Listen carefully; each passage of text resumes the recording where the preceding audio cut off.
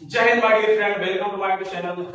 तो कहते हैं कि ना जाने मोहब्बत के भी कितने फसाने होंगे, ना जाने मोहब्बत के भी कितने फसाने होंगे, बार बार ठोकर मारा तूने, कम वक्त दिल है फिर भी तेरे दीवाने। शायरी तो बहुत याद आ रहा है लेकिन पढ़ाना बहुत है ना। बढ़ती बढ़ती धारा के बारे में आज जानेंगे। एसी, शॉर्ट में एसी बोलते हैं इसको। एसी का कार्य क्या रहता है, क्या एसी है। इससे पहले एक शायरी याद आते जाते हैं।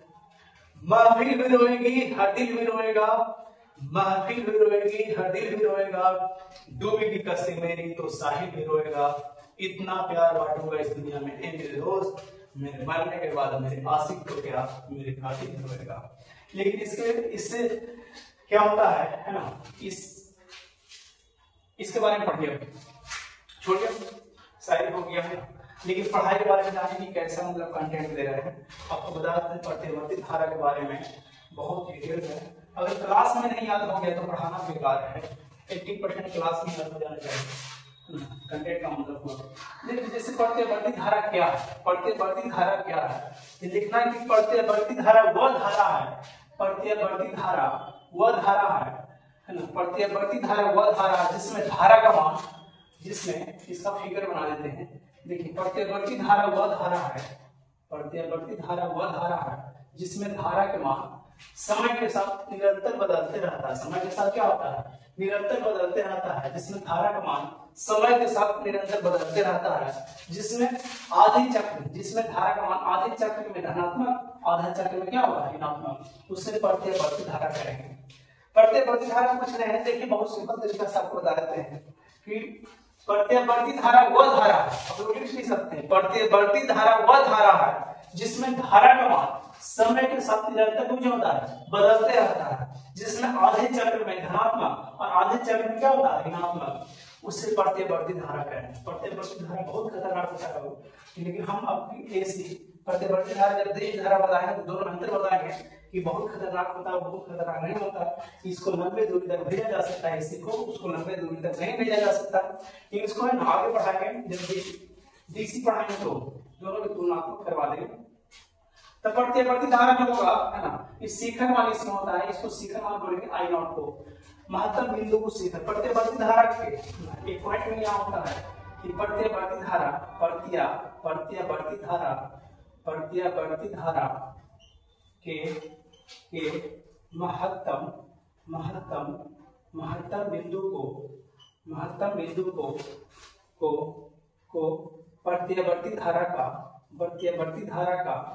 प्रत्यवर्ती धारा का शिखर मान कहा जाता है। क्या शिखर मान कहा जाता है। शिखर मान कहा जाता है। शिखर मान को हम है ना इंडिकेट करते हैं कोशिश से। शिखर मान को सूचित किया जाता है। शिखर मान को शॉर्ट में लिखते हैं पीक वैल्यू। अब कहेंगे पीक वैल्यू क्या है, पीक वैल्यू है ना इंडिकेट करते हैं आई नॉट से। क्या आई नॉट से पीक वैल्यू है। अब कहेंगे प्रत्यवर्ती धारा डेफिनेशन लिखा है तो बोल रहे हैं प्रत्यवर्ती धारा जो है, प्रत्यवर्ती धारा वह धारा जिसमें धारा का मान समय के साथ निरंतर बदलते रहता है, जिसमें धारा का मान समय के साथ निरंतर बदलते रहता है, जिसमें आधे चक्र में धनात्मक और आधे चक्र में ऋणात्मक होता है, उससे प्रत्यवर्ती धारा कहेंगे। उसके बाद फिगर बनाएंगे, उसके बाद लिखेंगे यहाँ से पॉइंट में प्रत्यवर्ती धारा के महत्तम बिंदु को प्रत्यवर्ती धारा का शिखर मान कहा जाता है।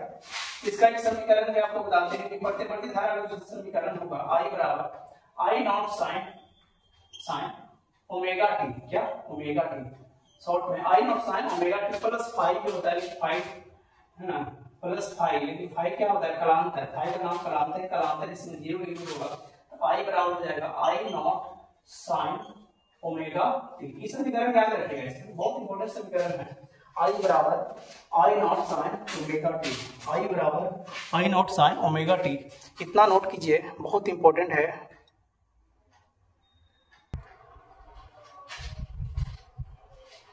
देखिए इसके बाद आप लोग का पॉइंट बता देते हैं शिखर मान और पीक वैल्यू। आप लोग को बता रहे थे शिखर मान क्या है, पीक वैल्यू। धारा का मान समय के साथ बदलते रहेगा, उसको तो आपको पता है कि प्रत्यवर्ती धारा को लेके उसको महत्तम बिंदु को शिखर मान कहा जाता है। प्रत्यवर्ती धारा के महत्तम बिंदु को क्या कहा जाता है शिखर मान। तो ये जो शिखर मान है इसमें कंसेप्ट आपको दिया था, आई बराबर कुछ होगा आई नॉट साइन ओमेगा टी, भी बराबर होगा तो भी नॉट साइन ओमेगा टी, ई बराबर होगा तो कुछ होगा ई नॉट साइन ओमेगा टी। दूसरा पॉइंट, दूसरा समीकरण हो गया। दूसरा पॉइंट आप लोग का है कि इसमें आई आर एन एस बराबर क्या होता है, आई आर एन एस वर्ग मान मूल मान, तो 1/√2 I naught 1/√2 I naught 1/√2 I naught होता है 1/√2 I naught 1/√2 I naught 1/√2 I naught 1/√2 का मान कितना होता है 1, √2 का मान 1.41, तो 1.14 इसका निकाले तो 0.707 हो जाएगा, आई नॉट इसका मान आएगा। ये मान के कभी कभी पूछता है एग्जाम में। उसके बाद आप लोग का प्रतिवर्ती धारा का वर्ग मान मूल मान इसका नाम होगा, इसका नाम है प्रतिवर्ती धारा का अर्धचक्र। अर्धचक्र का मान क्या होता है, अर्धचक्र का मान क्या होता है पाई/√2 पाई/√2 आई नॉट, जिसको हम 606 आई नॉट लिख सकते हैं। तो दोनों हमेशा ही याद रखिएगा। अगला पॉइंट में है कि प्रतिवर्ती धारा का पूर्ण चक्र का मान क्या होता है, पूर्ण चक्र का मान क्या होता है, तो पूर्ण चक्र का मान 0 होता है। क्या होता है 0, जैसे प्लस माइनस होगा 0 होगा, इसे भी कर सकते हैं आप लोग याद करने के लिए। तो बहुत इंपॉर्टेंट है कि प्रतिवर्ती धारा का आरएमएस का मान कितना होगा 0.707 आई नॉट, प्रतिवर्ती धारा चक्र का मान कितना होगा पाई/√2 आई नॉट, जिसको हम इतना भी बोल सकते हैं, और पूर्ण चक्र का मान क्या होगा 0 होगा। प्रतिवर्ती धारा का पूर्ण चक्र का मान क्या होता है 0 होता है। और प्रतिवर्ती धारा बहुत सिंपल तरीके से आपको समझ में आ गया होगा। प्रतिवर्ती धारा के ऊपर वोल्टेज रहेगा, क्या रहेगा वोल्टेज रहेगा, तो वोल्टेज में भी यही होता है, जैसे प्रतिवर्ती धारा का वोल्टेज रहेगा तो जैसे भी बराबर हो जाएगा इसमें भी नॉट साइन ओमेगा टी, क्या होगा ओमेगा टी। इसी में दूसरा पॉइंट होगा भी आरएमएस क्या होगा, आरएमएस का नाम आपको बताए थे, आरएमएस का नाम क्या होता है प्रतिवर्ती धारा का वर्ग मान मूल मान, क्या मूल मान है वर्ग मान मूल मान, प्रतिवर्ती धारा का वर्ग मान मूल मान, लेकिन यहाँ प्रतिवर्ती विभव के वर्ग मान मूल मान होगा, वही फॉर्मूला होगा 1/√2 भी नॉट, क्या भी नॉट, इसका भी पॉइंट होगा 0.707 भी नॉट। तो ये भी पॉइंट आप लोग याद रख सकते हैं। हालांकि प्रतिवर्ती धारा विभव में अंतर नहीं है, दोनों सेम है, दोनों वही है। इसमें विभव में तो वोल्ट हो गया, इसमें धारा का आई हो गया है। तो देख रहे हैं यहाँ तीनों पॉइंट लिखा चुके हैं। अगला पॉइंट में लिखेगा भी अर्धचक्र का मान, अर्धचक्र का मान क्या होगा, अर्धचक्र का जो मान होगा क्या होगा, तो भी अर्धचक्र का मान क्या होगा, भी अर्धचक्र का मान वही होगा जो इसमें हुआ था पाई/√2 भी नॉट होगा। अच्छा पाई/2 इसमें भी था, पाई/2 इसमें भी, इसमें आई नॉट है, आई की जगह पर भी चेंज हुआ, पॉइंट तो वही है 0.606 भी नॉट है, भी नॉट है। अच्छा पॉइंट में अंतर है तो बताइए, पॉइंट में अंतर है नहीं, पॉइंट में कोई अंतर नहीं, दोनों पॉइंट सेम है, दोनों पॉइंट में सेम है, नेगेटिव सब कुछ सेम है ना, विभव और धारा में अंतर है। अगला पॉइंट में अगर आएगा, अगला पॉइंट क्या रहेगा कहने बताइए, भी पूर्ण चक्र का मान क्या होगा, इसका भी पूर्ण चक्र का मान क्या होता है, इसका भी पूर्ण चक्र का मान 0 होता है, क्या होता है 0। तो तीनों क्या है, तीनों समान है। आप लोगों को पता चल गया होगा, फिर सर्किट पढ़ेंगे LCR तरीका। तो इसके बाद जो है जितना भी इम्पोर्टेंट कंसेप्ट पूरा इसको हम बता रहे हैं, बहुत इम्पोर्टेंट है, एग्जाम आता है। बताइए प्रतिवर्ती धारा में पूर्ण चक्र का मान कितना होता है 0, या प्रतिवर्ती विभव में पूर्ण चक्र का मान क्या होता है 0, प्रतिवर्ती विभव में प्रतिवर्ती धारा में अर्धचक्र का मान क्या होता है 0.606। बहुत बार कंपटीशन में पूछा जाता है, और आपको क्लास 12 में यहाँ से क्वेश्चन फिक्स ही बनता है, यहाँ से ऑब्जेक्टिव बनेगा, यहाँ से ऑब्जेक्टिव इंपॉर्टेंट है ना, फिक्स ही इंपॉर्टेंट ऑब्जेक्टिव बनता है। अब ये न्यूमेरिकल से हम क्वेश्चन भी करना चाहते हैं, क्वेश्चन किस टाइप का क्वेश्चन होता है जो बताते हैं आपको, ये क्वेश्चन क्या आता है, ये सब तो वैल्यू है, आप डायरेक्ट वैल्यू याद रख सकते हैं, दोनों सेम है, इसको नोट कर लीजिएगा, वीडियो ओके है। लेकिन इसके बाद देखिए, इसके बाद आपको क्वेश्चन कैसे आता है जो बताते हैं। क्वेश्चन आता है कि प्रतिवर्ती धारा का समीकरण, प्रतिवर्ती धारा का समीकरण I बराबर 50 sin 200 पाई टी है, क्या 200 पाई टी है ना, 200 पाई टी है। यदि प्रतिवर्ती धारा का समीकरण I बराबर 50 sin 200 पाई टी है तो शिखर मान क्या कीजिए। अच्छा बताइए, आपको पता है शिखर मान किसको बोलेंगे? शिखर मान अभी बताना है हमको, शिखर मान किसको बोलेंगे? आई नॉट को शिखर मान बोलेंगे। देखिए आपको बताते हैं क्वेश्चन किस टाइप का आता है यहाँ पे, अभी तुरंत बता रहे हैं ना, इसको इतना नोट कीजिए उसके बाद बता रहे हैं। देखिए आपको क्वेश्चन इस टाइप का आ सकता है, एग्जाम के लिए बहुत इंपॉर्टेंट है, 2 नंबर में आता है ना, ऑब्जेक्टिव में आता है ना, क्वेश्चन फिर से छपेगा 23 में 24 25 में लगातार आएगा कि प्रतिवर्ती धारा का समीकरण दिया हुआ है। समीकरण क्या दिया हुआ है? I बराबर 50 sin 100 पाई टी है, ठीक।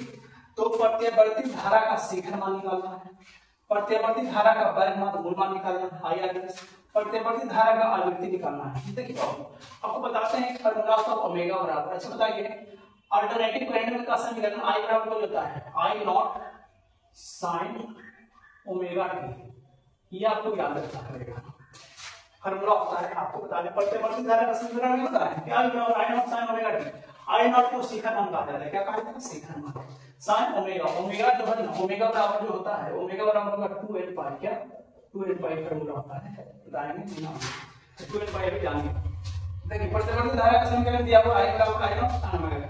पहला क्वेश्चन तो ये है शिखर मान, तो शिखर मान जो होता है I नॉट को शिखर मान बोलेंगे, शिखर मान को निकालना है, शिखर मान की वैल्यू है I नॉट को शिखर मान बोलेंगे। तो साइन जो है ना, साइन के आगे वाला को शिखर मान बोलेंगे, क्या बोलेंगे? साइन को आगे वाला को शिखर मान बोलेंगे। तो इसमें साइन के आगे वाला क्या 50, आंसर कितना हो जाएगा 50 बन गया, 50 आंसर हो गया। करेक्ट बनाना ऑब्जेक्टिव आता है, करेक्ट है शिखर मान।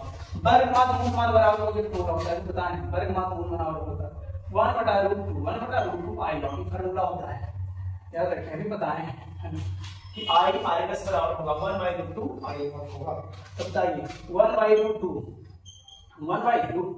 I नॉट का मान कितना आप निकालें? I नॉट का मान 50 निकालें, 50 तो 50/√2 हर परिमेयकरण करेंगे तो बताइए हर परिमेयकरण करेंगे तो 2 नहीं 4, तो 4 का वर्गमूल कितना होगा 2/√2, 25 बाद में खत्म होगा, कितना जाएगा 25√2 दूसरा आंसर है। देखिए दूसरा कितना इंपॉर्टेंट, प्रतिवर्ती धारा का वर्ग मान मूल मान 25√2 आ जाएगा आंसर। तीसरा है आवृत्ति निकालना, दूसरा देखिए फॉर्मूला याद रहेगा, डायरेक्ट न्यूमेरिकल बनेगा, तो नंबर पूछने के एग्जाम में बहुत इंपॉर्टेंट है। देखिए प्रतिवर्ती धारा की आवृत्ति निकालना, आवृत्ति कैसे निकालेंगे? आवृत्ति के लिए बताते हैं आपको कि आवृत्ति के लिए ओमेगा बराबर क्या होता है? ओमेगा बराबर 2n पाई, n क्या है? आवृत्ति है, क्या है? आवृत्ति है। तो बताइए ओमेगा फॉर्मूला होता है, ये फॉर्मूला बहुत इंपॉर्टेंट है, फॉर्मूला में I बराबर I not sin omega T, I बराबर I not sin omega T होता है, तो I not sin omega T, T के पहले वाला ओमेगा बोलते हैं, sin के बाद वाला ओमेगा बोलते हैं, तो sin के बाद वाला sin के बाद वाला और टी के पहले वाला यही ओमेगा होगा। ओमेगा के ऊपर कितना होगा? ओमेगा के ऊपर 100 पाई, क्या 100 पाई, तो ओमेगा के ऊपर 100 पाई पुट करेंगे और 2n पाई, तो पाई से पाई पाई से पाई क्या होगा? कितना है? ओमेगा के ऊपर 100 पाई करेंगे, कितना बनेगा? 50 बार। n का मान कितना आ जाएगा? 50, n का मान 50 आ जाएगा, n का मान 50 आ गया, तो कहने का मतलब प्रतिवर्ती धारा का शिखर मान 50 आएगा और प्रतिवर्ती धारा का वर्ग मान मूल मान कितना आएगा?